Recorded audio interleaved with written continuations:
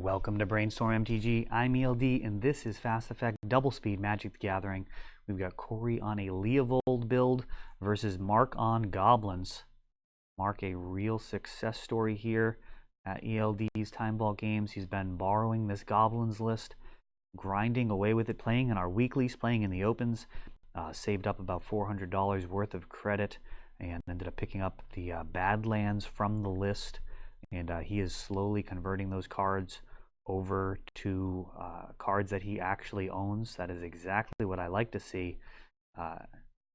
Giving people the opportunity to play the game and put in the time, and eventually work their way into owning their own deck, and then eventually decks. I think Legacy is the type of format where you can continually build and grow in terms of your card selection. Here we have Goblin Lackey along with a Bitter Blossom, and Lackey is putting in a War Chief, and that is going to also enable a 2-mana Goblin Matron, a black-red version of Goblins. You see that Volrath Stronghold.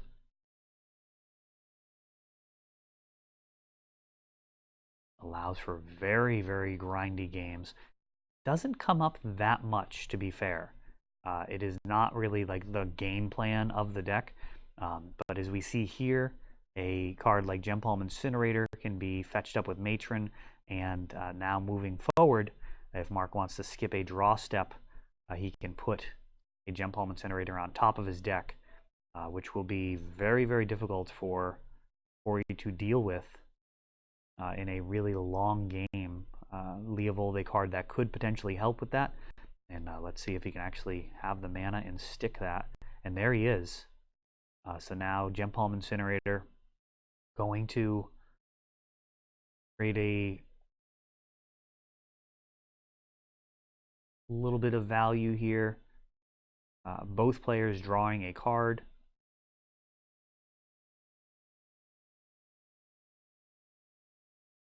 And we'll see if Mark just decides to keep going face.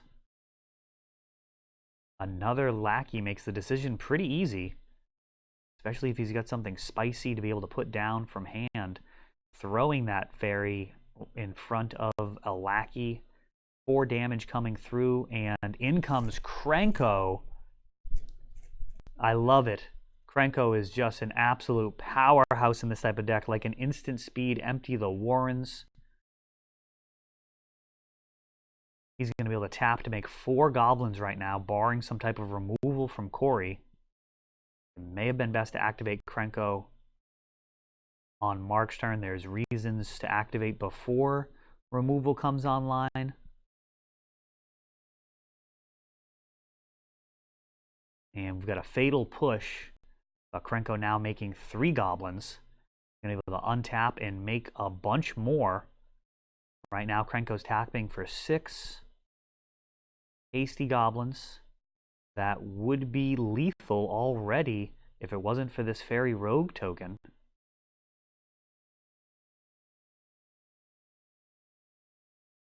Mark thinking this through. Fairy Rogue is going to be able to block the War Chief, absorbing 2 damage. So right now, just 10 would get through. 1 damage from the Bitter Blossom during the upkeep.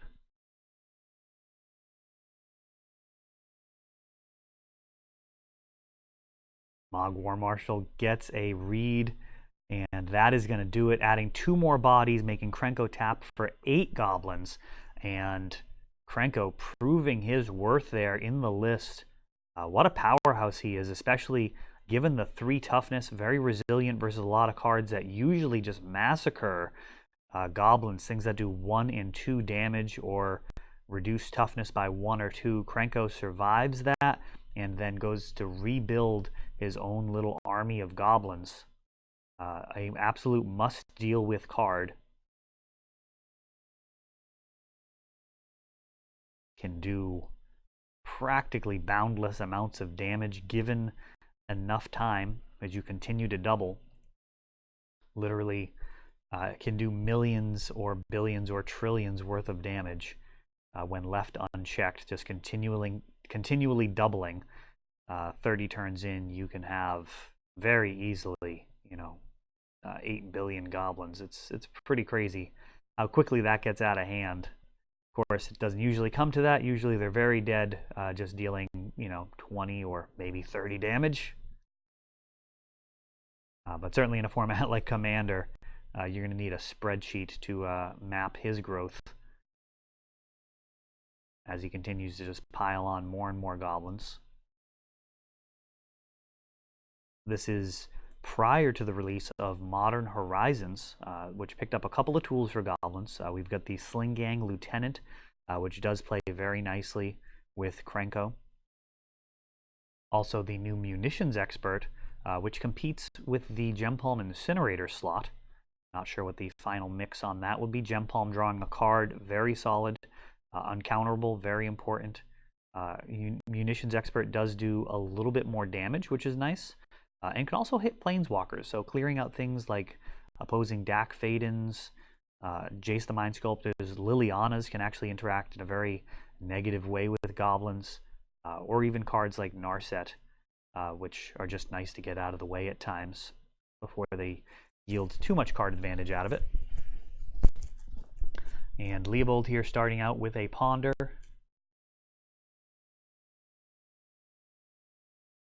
Corey's task at hand here is to manage his mana base and come up with some type of board presence. Goblins will run you over if you give them too much ability to let all of the synergies of their cards work. Cards like Goblin Lackey and Aether Vial can just really get out of control if left unchecked. Vial eventually tapping for mana costs all the way up to Curve, which currently tops out at Siege Gang Commander at 5. Probably one of the biggest considerations with the new Sling Gang is that you can leave your Vial at 4 and still have your game-ending card available to you, which is nice. Pair of Aether Vials here.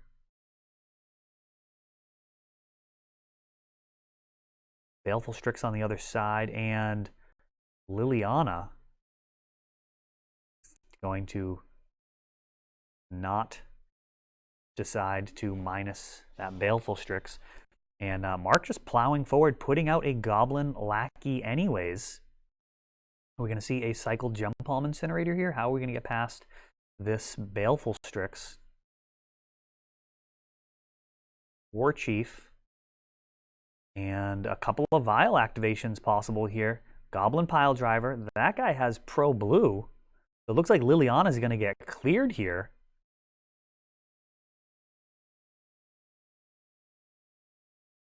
Quite a turn of events. So Baleful Strix is going to jump in the way of the Goblin War Chief. Lackey is going to connect. How punishing is this going to be?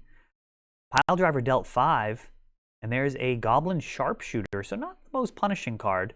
But that is going to eliminate a lot of the more comfortable lines that Corey may have been able to enjoy. Cards like Baleful Strix not going to do their job with the Goblin Sharpshooter in play.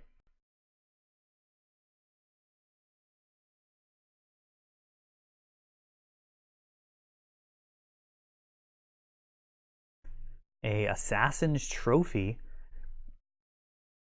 taking out Goblin Pile Driver, and now a Walking Ballista. This Goblin Sharpshooter unfortunately summoning sick, otherwise he would have been able to get in a couple of shots.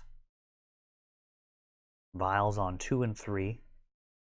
Rashad and Port going to be able to slow down a little bit of the mana here.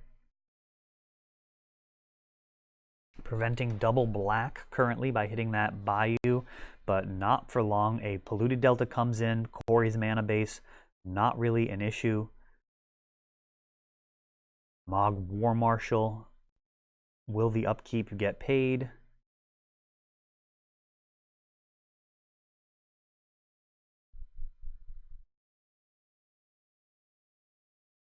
He is going to go ahead and pay it. Sharpshooter can potentially clear Leovold in a very painful way, tapping and untapping based off of creature deaths.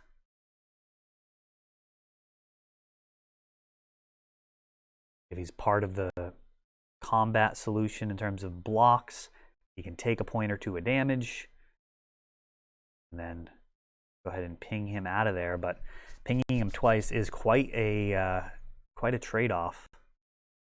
Or you're looking at a hand that has cards like Counterspell in it. This 3/3 does hold things back for now.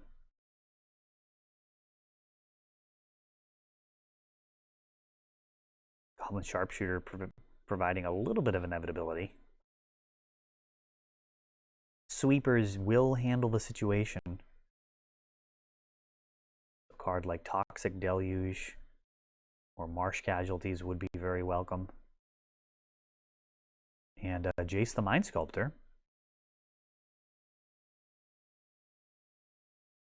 Corey using it to brainstorm and gonna most likely be digging for some type of sweeping effect. Cavern of Souls making future goblins uncounterable. Aethervile largely had that covered.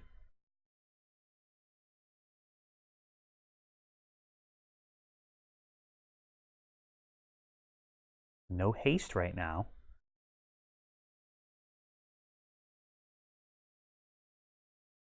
And here we go, 3 at Jace the Mind Sculptor. Pinging the Jace.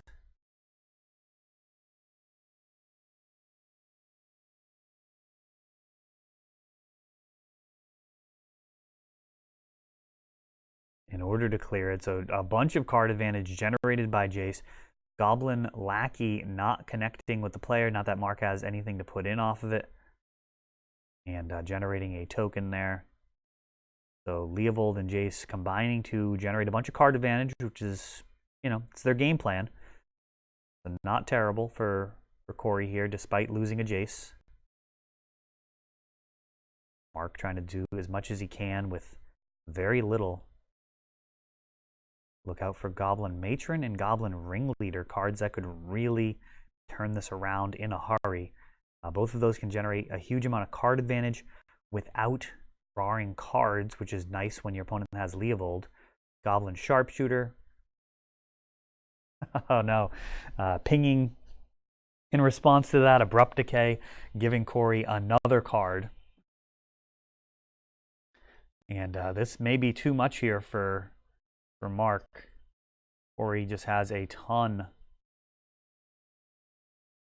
of effects. Gem Palm Incinerator, clearing out Leovold, and that's actually a pretty big swing. So the Diabolic Edict being responded to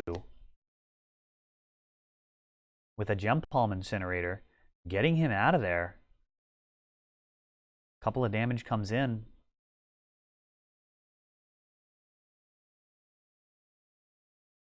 Just clarifying there. So Mark in reasonable shape. Volrath Stronghold. And we've got a game. We have a game here. Mark going to be able to put whatever goblin he wants on top of his library. Will it be a Gem Palm Incinerator? Will he just go for the top of the deck? Let's see what his choice is.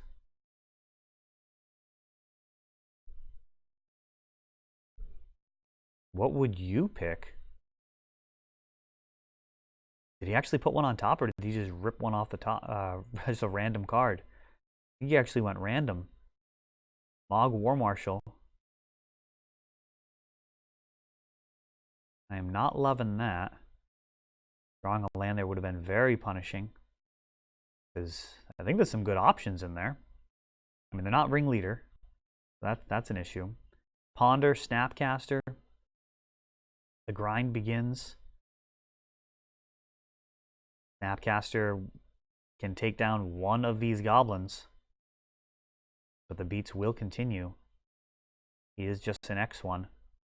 Would prefer to have something with a little bit of a bigger butt. And Corey actually packing it in there to the inevitability of the Volrath Stronghold. So there you go. Mark taking it down. Into showing just a huge amount of sideboard options. Umezawa's Jite, sweepers all over the place, but Goblins proving to be just a bit too much there for this Leovold build. All right, well, this has been ELD for ELD's Time Vault Games. Thanks for watching.